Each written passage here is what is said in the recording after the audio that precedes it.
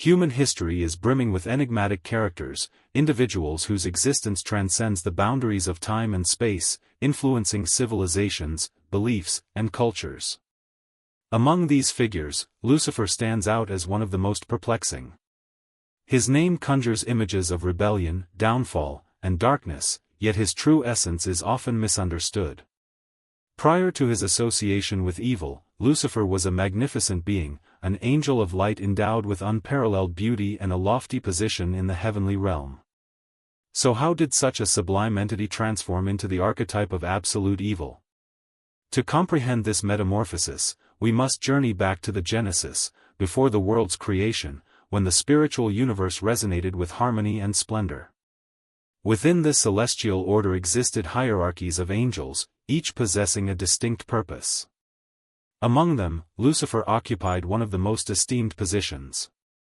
He was an anointed cherub, adorned with wisdom and majesty, a reflection of divine splendor itself. However, a disturbing development occurred. Pride, an imperceptible seed, began to sprout within his heart. The very light that made him magnificent started to fuel an inordinate ambition, a yearning to be more than a servant, to elevate himself above the station granted to him. The brilliance that should have mirrored divine glory morphed into an obsession with self-empowerment. This narrative is not merely about an angel's rebellion, it delves into the nature of free will, the perils of pride, and the ensuing consequences. The account of Lucifer's fall reverberates not just as an episode within the celestial narrative but as an echo of humanity's own vulnerabilities. We shall now embark on this journey, exploring the events that precipitated his ascent, his rebellion, and his inevitable descent. We will strive to grasp the occurrences within the divine spheres and how this story shaped the perception of good and evil throughout the ages. Within the vast celestial realm, where light emanated from the very presence of the divine, Lucifer was far from an ordinary angel. He was an anointed cherub, among the most resplendent creatures ever conceived. His existence was defined by perfection, a harmonious blend of wisdom, beauty, and incomparable splendor. Created to mirror God's glory, he shone like a jewel amidst the celestial armies. Scriptures vividly depict his magnificence. His body radiated like precious stones set in gleaming gold, and his voice, it is said, resembled a celestial symphony, capable of filling the heavens with indescribable harmony. Lucifer was not merely near the divine throne, but held a central role in celestial worship. His position was not accidental, he was fashioned to be one of the greatest among angelic beings. Within the hierarchical structure of the heavens, Lucifer occupied a position of immense prestige as an anointed cherub. He walked among the sacred fires, a metaphor for his proximity to divine power. His authority was considerable, and his presence inspired reverence. Unlike common angels who executed specific orders and missions, Lucifer enjoyed a direct relationship with the grandeur of the Creator, experiencing a communion that few could fathom. Yet, amidst this unparalleled perfection, a shadow began to form. A subtle desire, almost imperceptible, started to germinate within his heart. Initially, it was merely a small spark, a simple contemplation of his own greatness. However, this spark soon threatened to ignite into a consuming fire. The issue was not his beauty, his intelligence, nor even his elevated position. The true danger lay in how he began to perceive himself. Instead of viewing his glory as a reflection of the Creator, he began to regard it as something intrinsic, something that belonged solely to him. And this seemingly innocuous thought marked the beginning of his tragic descent. In the deepest recesses of his being, a notion began to resonate, setting the stage for an uprising that would forever alter the fate of both the heavens and the earth. Why should I be subservient when I possess the capacity to reign? This query was initially a mere whisper, a fleeting idea, akin to a gentle breeze that quickly dissipates. However, this breeze persisted, intensifying into a powerful wind that relentlessly buffeted his inner self. Pride, a sentiment previously unknown in the celestial realms, discovered fertile ground within his heart. Lucifer's position was undeniably magnificent, yet he lacked one crucial element: absolute sovereignty. He possessed grandeur, certainly, but there existed a throne that superseded his, a light that outshone his own. He served as a reflection of divine glory, but he could never embody its origin. This reality, once perceived as natural, now became unbearable. He initiated a comparison between his own splendor and that of the Creator. Were his gifts, his wisdom, his brilliance, truly inferior to those possessed by God? This line of thought swiftly solidified into a firm conviction: I am far too worthy to merely serve.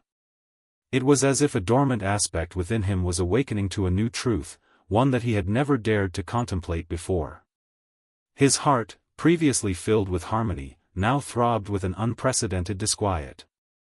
However, Lucifer was not alone in the heavens. Countless angels served the Creator, each fulfilling their designated role within the divine order. Was it possible that others harbored similar sentiments? Was he the sole being to perceive this underlying injustice? Masking his true intentions, he began to sow seeds of doubt among the angels who frequented his presence. His pronouncements were subtle, not constituting a direct assault, but rather a veiled questioning. Have you ever wondered why we serve without questioning? He spoke of liberation, of the potential for a different future, one where angels were not merely servants but masters of their own destinies. Initially, many dismissed his words as mere fantasies. Yet, gradually, some minds began to succumb to his influence. After all, if a being as magnificent as Lucifer perceived an inherent problem, could there not be some validity to it? The rebellion had not yet commenced, but the seed had been planted, and it was only a matter of time before it sprouted and engulfed the entirety of the celestial kingdom. Time elapsed, and the seed of pride took root ever more deeply within Lucifer's core. He was no longer content with mere contemplation of his ideas. Now, he felt an urgent need to act. To challenge the Creator himself, he would require allies. Thus began his most cunning endeavor, the conversion of minds in the shadows of the celestial realm. Lucifer convened small gatherings of angels, invariably under the guise of innocuous discussions. He spoke with compelling eloquence and irresistible charm, employing carefully chosen words. Are we not the most elevated of creations? Have we not been endowed with reason, splendor, and power? Why, then, do we bow our knees without question? His discourse was captivating. He framed his cause not as a rebellion but as an awakening. He presented a novel perspective, a future where angels would not merely serve but would reign alongside him. At first, the angels listened purely out of curiosity. However, the seeds of doubt, once planted, grew uncontrollably. Some began to perceive a truth in his pronouncements that they had never previously considered. Others, hesitant and fearful, dared not even entertain such thoughts. Yet, Lucifer was patient. He understood the potency of repetition. With each encounter, with each conversation, he eroded the angels' confidence in the divine order. If we were created in perfection, why do we not possess the right to determine our own fate? The question lingered in the air like a sweet poison. And then, the first defection occurred, an angel finally broke away. Subsequently, Leel became the pioneer to determine his allegiance. His appellation was Serial, an entity of considerable intellect and profound discernment. During one of their clandestine assemblies, he amplified his voice, asserting, "I perceive no fallacy in Lucifer's pronouncements.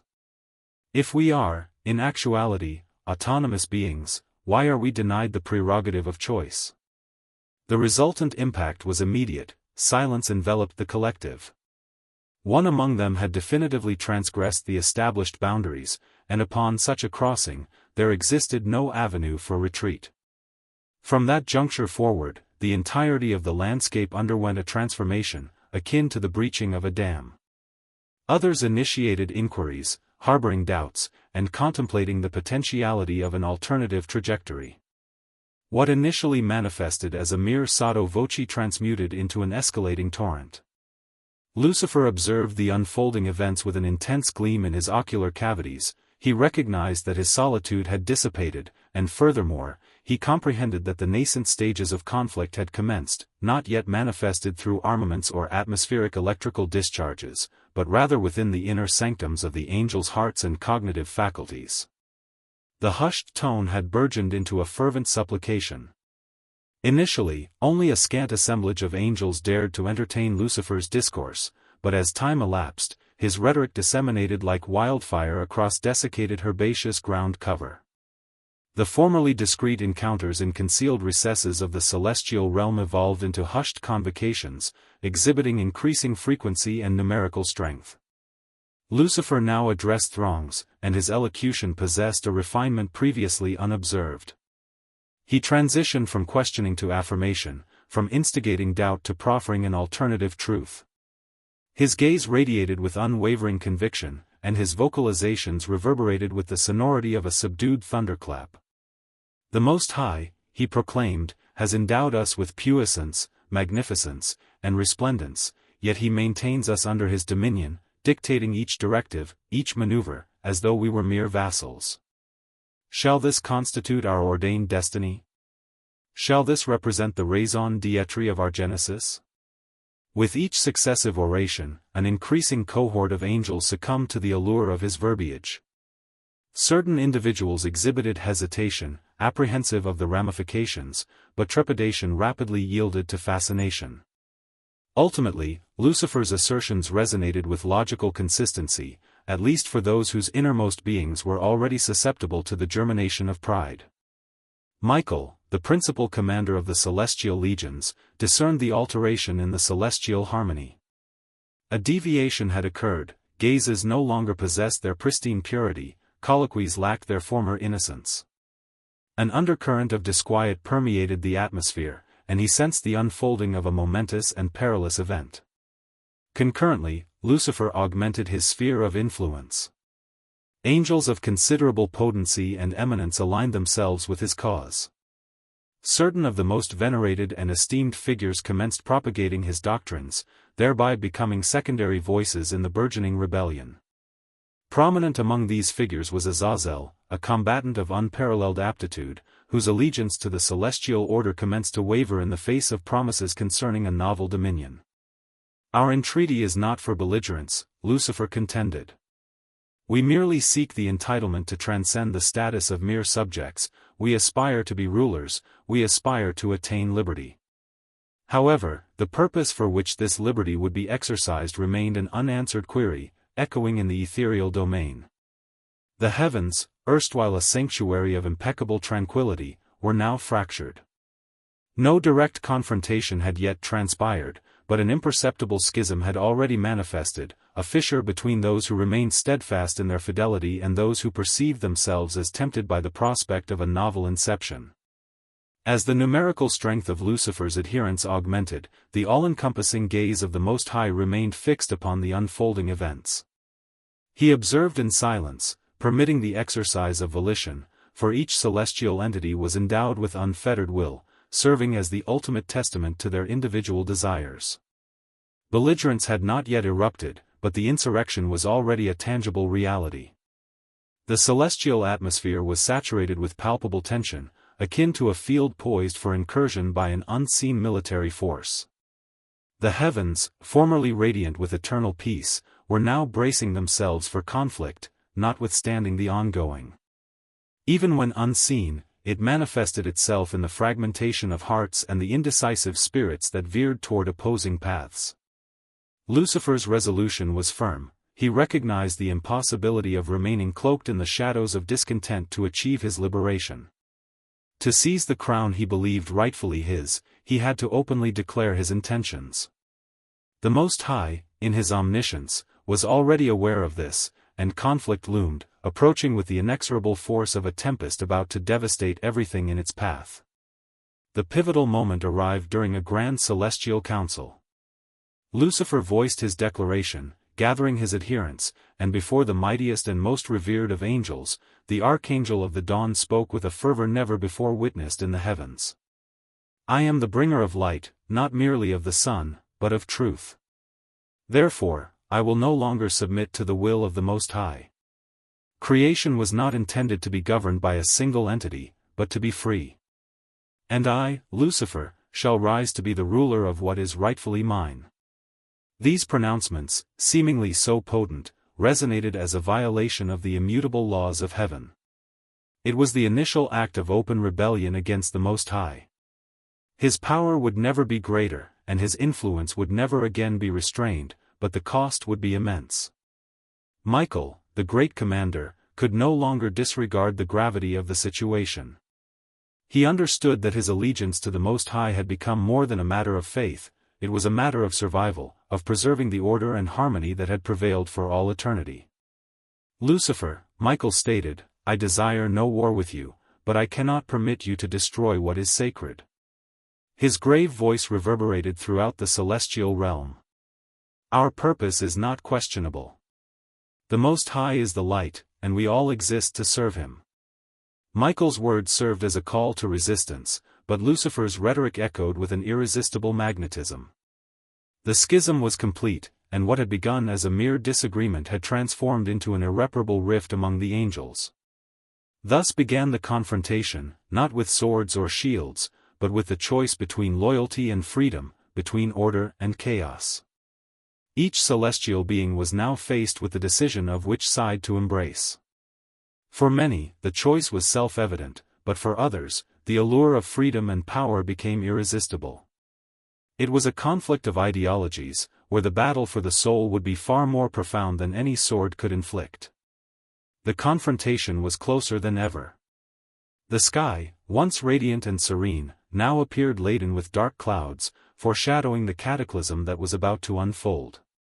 The stars, which had once witnessed celestial peace, now observed with helplessness the genesis of a war that would shake the very foundations of creation. Lucifer, now with a burgeoning army of dissenting angels, was prepared to challenge the Most High in a manner never before seen. His strategy was audacious and calculated, a direct assault on the celestial throne itself. He understood that the battle would be arduous, but he believed that the power of truth, freedom, and the strength of his followers would be sufficient to overcome any opposition. Conversely, Michael and the angels loyal to the Most High were prepared to defend the harmony of heaven at all costs. They understood that this war, while spiritual in its essence, could have devastating repercussions: the balance. The fate separating righteousness from wickedness, and stability from disarray, hinged on the outcome of this monumental clash. This initial confrontation erupted with a deafening ferocity, transcending a mere conflict of steel and bloodshed. It manifested as a spectacle of radiant glows, divine hymns, and immeasurable waves of energy. The steadfast angels, adorned in luminous armor, surged forward with unwavering resolve and pinpoint accuracy. Conversely, the rebels, under Lucifer's command, retaliated with barrages of unadulterated power, unleashing tides of darkness that threatened to engulf all existence. The resulting impact was catastrophic, causing the celestial domain to writhe and distort under the sheer weight of the battle. Beams of divine light collided relentlessly against the encroaching forces of darkness, symbolizing a struggle of ideologies, authority, and destiny. Each faction firmly believed in the righteousness of their cause and exhibited a willingness to sacrifice everything to uphold it. At the epicenter of this pandemonium, Lucifer and Michael converged, their confrontation unavoidable. Lucifer, radiating imposing strength and irresistible charisma, cast a defiant gaze upon Michael, recognizing that his triumph over Michael would serve as a symbol of ultimate victory, a testament to the impending reign of a new order founded on liberation. "You have failed, Michael," Lucifer proclaimed, his voice echoing like thunder across the heavens. "Your blind devotion to authority is no longer sufficient to safeguard the celestial realm. True freedom can only be attained by liberating ourselves from the Almighty's oppressive rule." Michael, maintaining his unwavering composure, responded with serene fortitude. "I remain loyal to the Almighty," he asserted. "It is not authority that binds us, Lucifer, but the profound love he has bestowed upon us. And for his sake, I shall fight until my last breath." The ensuing duel was titanic, with strikes of light and shadow intertwining in a deadly dance, each movement executed with lethal precision. Yet, the reality was starkly clear to Michael: there was no alternative, only duty. For Lucifer, nothing held greater significance than the pursuit of freedom and the acquisition of power. The battle raged on, but the initial, monumental confrontation was far from concluded. The once impregnable heavens were now being torn asunder by the ravages of war. The equilibrium that had persisted for eons teetered on the precipice of collapse. In the aftermath of the initial confrontation, the celestial domain no longer resembled a sanctuary of tranquility. The battle, which had originated as a dispute between two archangels, had escalated into a conflict of unimaginable proportions. The angels loyal to the Almighty braced themselves for an even more intense resistance, but Lucifer's rebellion showed no signs of abating. With each passing day, an increasing number of angels rallied to the cause of the fallen archangel. Lucifer's allure was undeniable, his vision of freedom and his promise of self-sufficiency, independent of a higher authority, resonated with those who had begun to question the celestial order. What began as a small faction of dissenters had transformed into a formidable force comprised of powerful and influential angels who believed that true greatness could only be achieved beyond the established boundaries. Lucifer, with his unparalleled eloquence, tirelessly delivered speeches, galvanizing the forces of rebellion. He spoke of the Almighty's oppression and the tyranny of a singular will that controlled all aspects of existence. He argued that true liberation could only be attained by freeing themselves from dependence on an authoritarian figure and forging their own destinies. Why should we be mere servants of a will we do not comprehend? Lucifer questioned, challenging his audience to reconsider the purpose of their existence. What divinity can be found in living under the constant surveillance and command of the Almighty? And those who joined him believed in his words. They perceived the authority of The Almighty was perceived by some as an oppressive force, a constraint that stifled genuine autonomy and individual expression. Consequently, the insurrection gained momentum. Concurrently, the loyal celestial beings began to grasp the immense scope of the looming menace.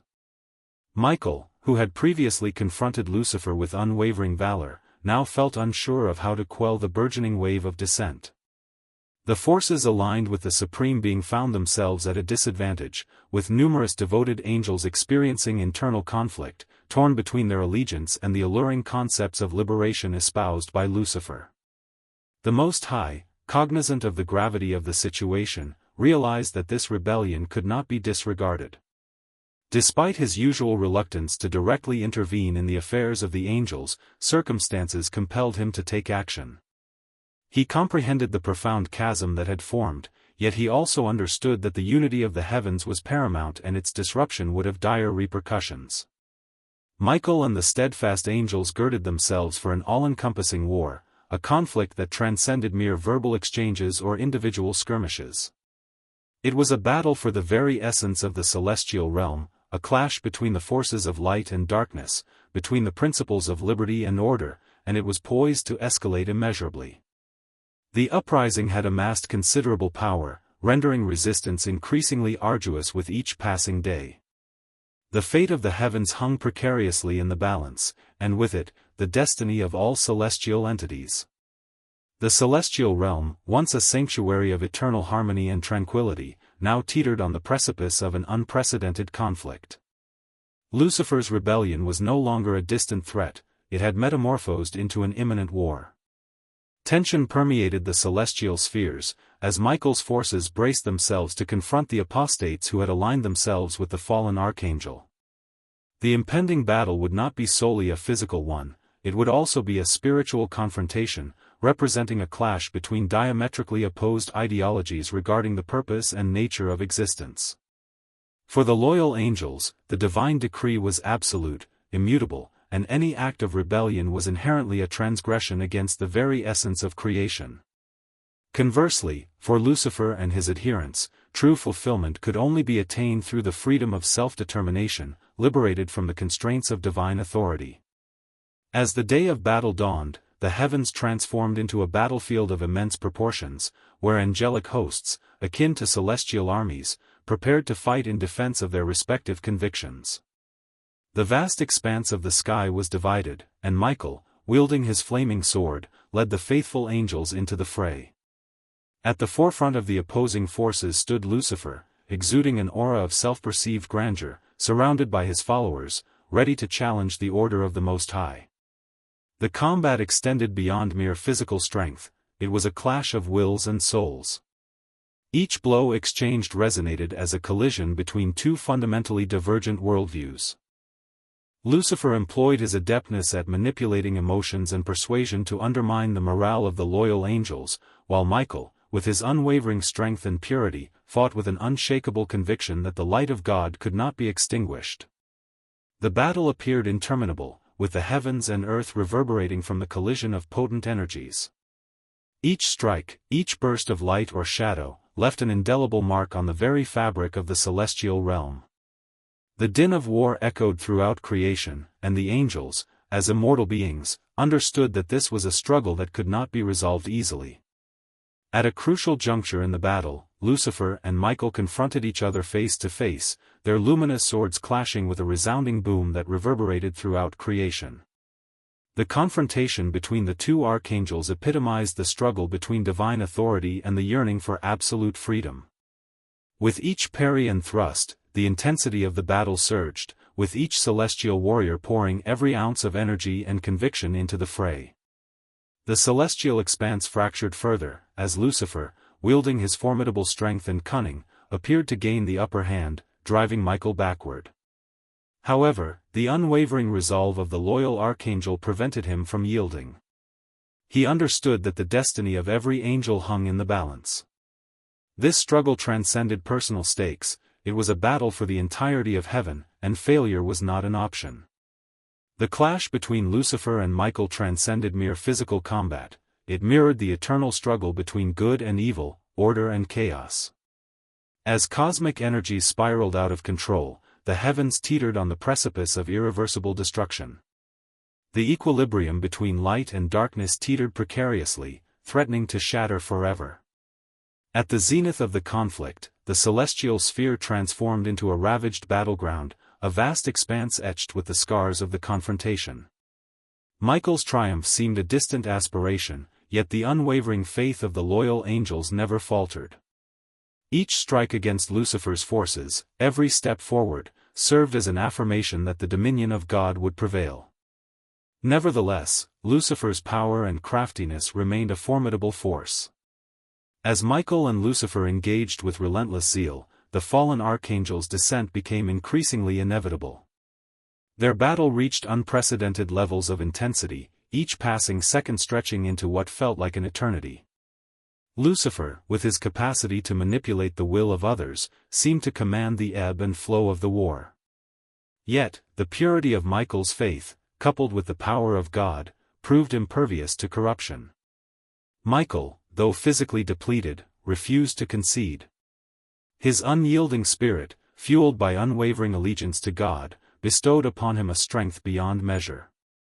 The flaming sword in his grasp radiated with a brilliant splendor, reflecting the very might of the divine. In a decisive blow, Michael managed to wound Lucifer in a way the fallen archangel could never have anticipated. As Michael's blade pierced Lucifer's defenses, an extraordinary event unfolded.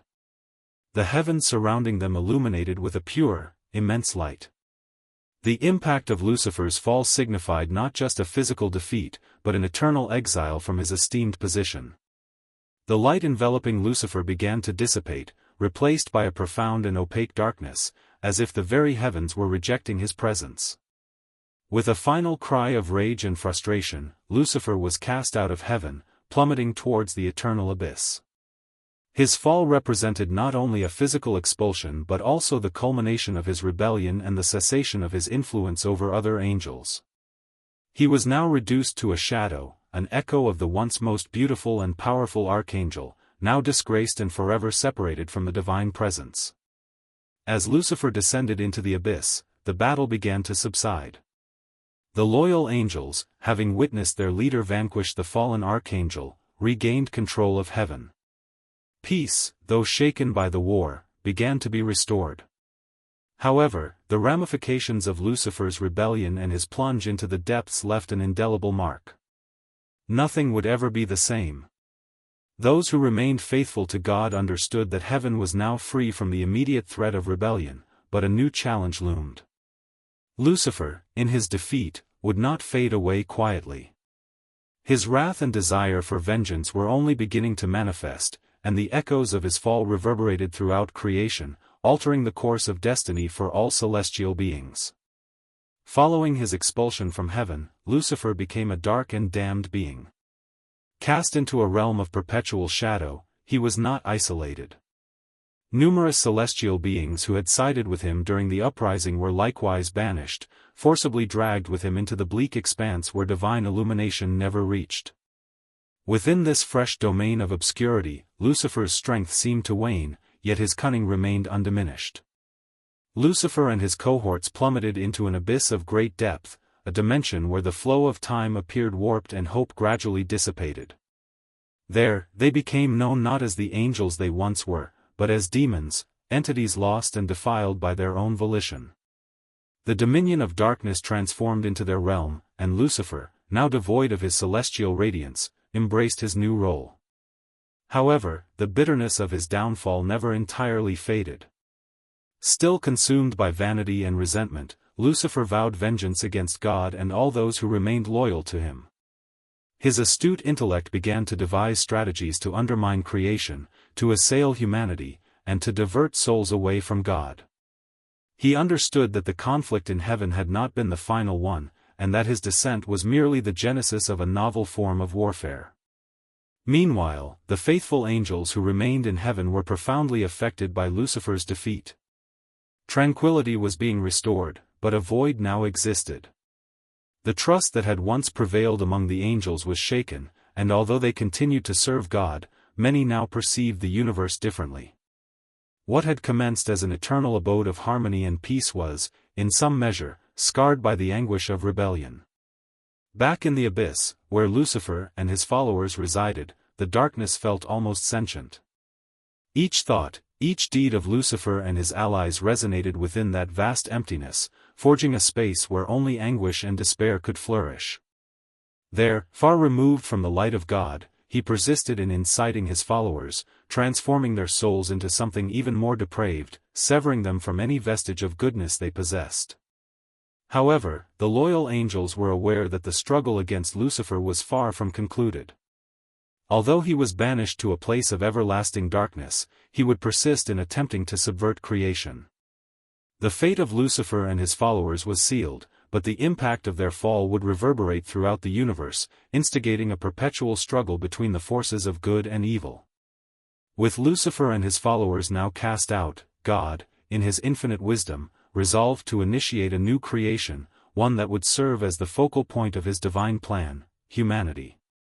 He fashioned man in his own likeness, creating Adam, the first human being, and subsequently, so that he would not be alone, he created Eve, the first woman. With this, God established the Garden of Eden, a realm of pure perfection where man and woman could coexist harmoniously with nature and with the Creator himself. Nevertheless, the peace in Eden was far from eternal. God's decision to create free-willed beings capable of choosing between good and evil became an open gateway for temptation, and that was precisely what Lucifer, now known as Satan, desired, to corrupt God's perfection and shatter the harmony he had established. Lucifer, exiled from the celestial heights, gazed upon God's creation with envy and vengeance.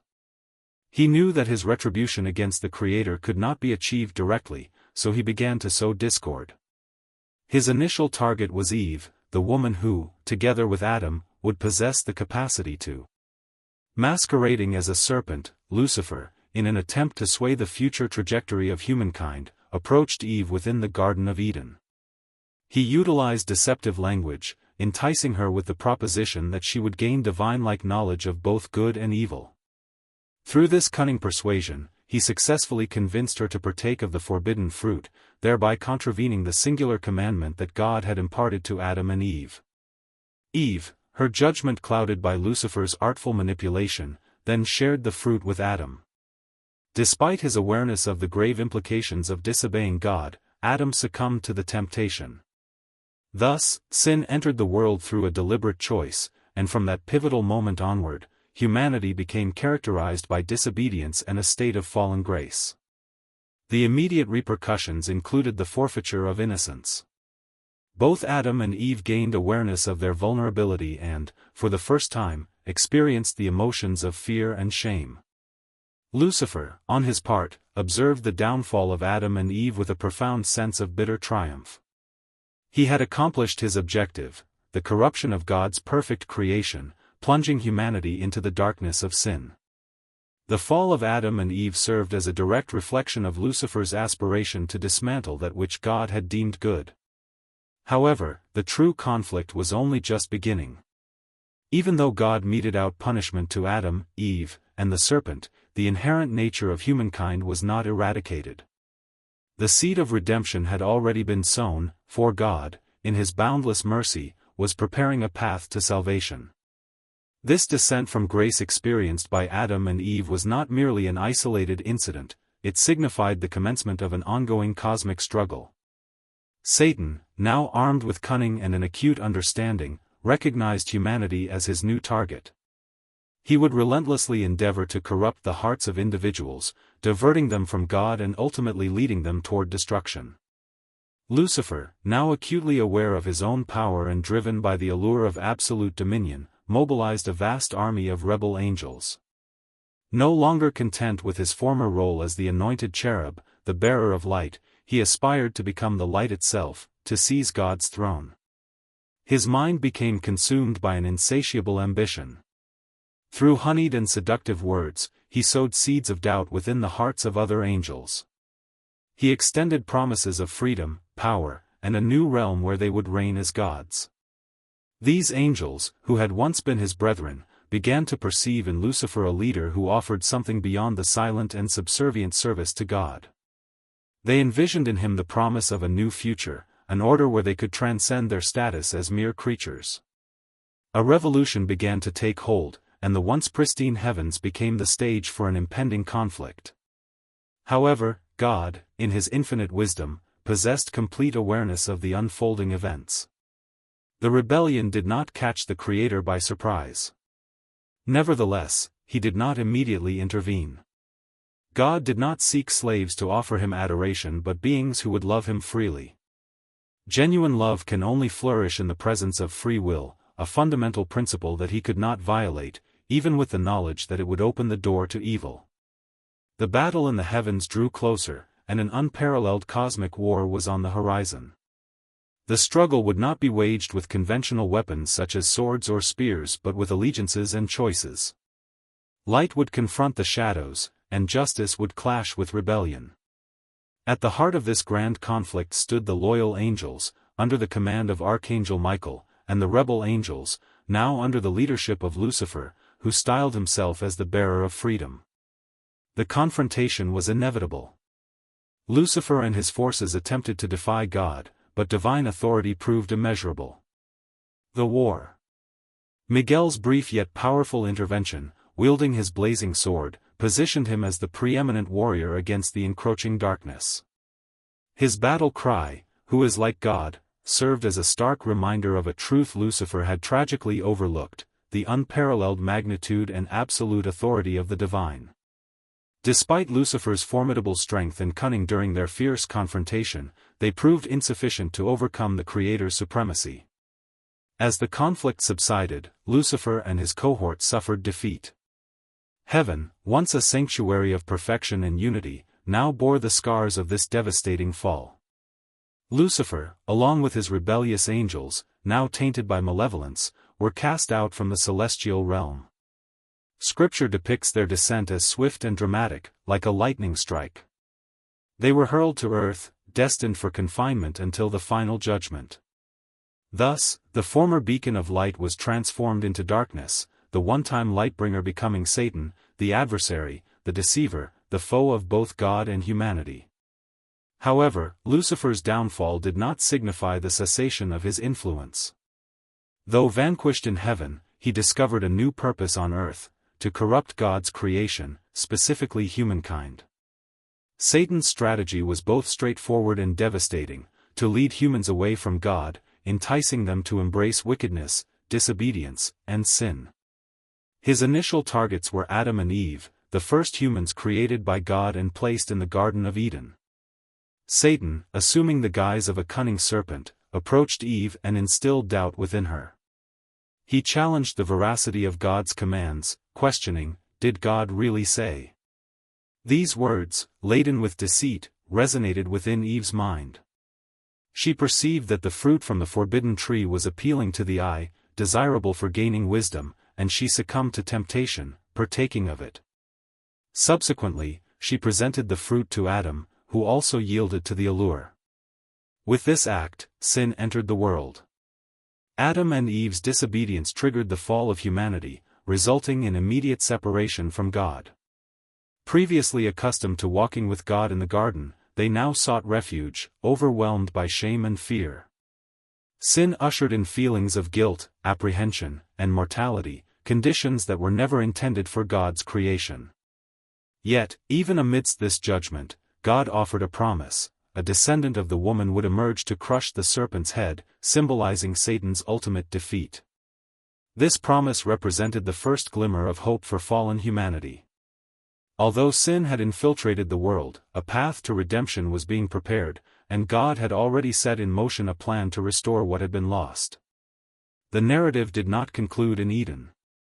Throughout the ensuing centuries, prophets foretold the arrival of a Savior, one who would liberate humanity from the clutches of sin and death. In the fullness of time, God sent His Son, Jesus Christ, to fulfill the role of the promised Savior. Jesus' life, death, and resurrection secured victory over Satan, the serpent who had beguiled Adam and Eve in the garden. On the cross, Jesus symbolically crushed Satan's head, dismantling the power of sin and extending redemption to all who would accept Him as Lord and Savior. However, the war did not end with Christ's resurrection. The battle between good and evil persists, with humanity at its epicenter. Satan continues his attempts to draw humans away from God, but the ultimate victory has already been assured. The cross of Christ was not the conclusion of the struggle, but rather the pivotal moment that guaranteed God's triumph over evil.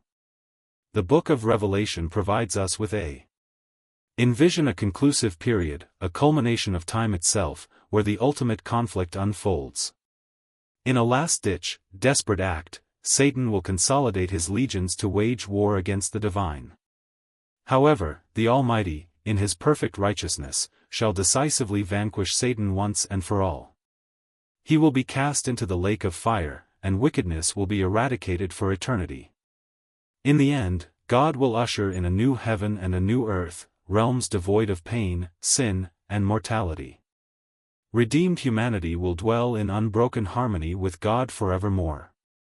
This narrative of descent, redemption, and ultimate triumph is fundamentally a story of choices. From Lucifer's initial rebellion to the temptation faced by Adam and Eve, and extending to the everyday decisions we make, we are constantly presented with the dichotomy of good and evil. Yet, as God has pledged, evil will not have dominion. He shall triumph, and those who align themselves with righteousness, those who choose God, shall inherit everlasting victory. Ultimately, goodness will prevail over malevolence, and wickedness will be extinguished. The saga of Lucifer, humanity, and the cosmic struggle between light and darkness will reach its zenith, and the kingdom of God will be established eternally. This represents the final resolution of the narrative, where God's victory becomes complete and unending, and where humankind at long last discovers genuine peace and redemption. The story of Lucifer, encompassing his rebellion, fall, and the persistent battle between good and evil, serves as a potent reminder that the choice between illumination and shadow is not merely an ancient tale. It is an ongoing battle fought within the heart of every human being to this day. Each of us is called upon to make a decision, to pursue the light, embrace truth, and seek peace and salvation, or to succumb to the darkness of doubt, sin, and separation from God. The encouraging truth is that, as promised, victory has already been secured through Jesus Christ. Light has conquered darkness, forgiveness has been extended, and the hope of a future free from evil has been sown. Even when confronted with hardships, temptations, and challenges, we can maintain confidence in the knowledge that the final battle has already been won. The narrative of Lucifer and his downfall teaches us that, regardless of the apparent strength of evil, God will always have the final word. Now, the critical question arises: what will your choice be? Are you prepared to walk in the light, accept Christ's forgiveness, and live in His victory? The journey may not be easy, but God's promise is unequivocal. He remains with us, and ultimately, victory will be yours. If you desire to delve deeper into how this struggle can manifest in your own life, be sure to watch upcoming videos that will provide further insights into the spiritual battle, the promises of God, and how to live in the victory achieved by Christ. Do not hesitate to subscribe to the channel, activate notifications, and share this video with those who need to hear this message of hope and redemption. Join us on this journey of light, and know that in the end, victory is assured. Remember, the story of Lucifer did not conclude with his fall. It continues in your life and in mine. Which chapter will you choose to write?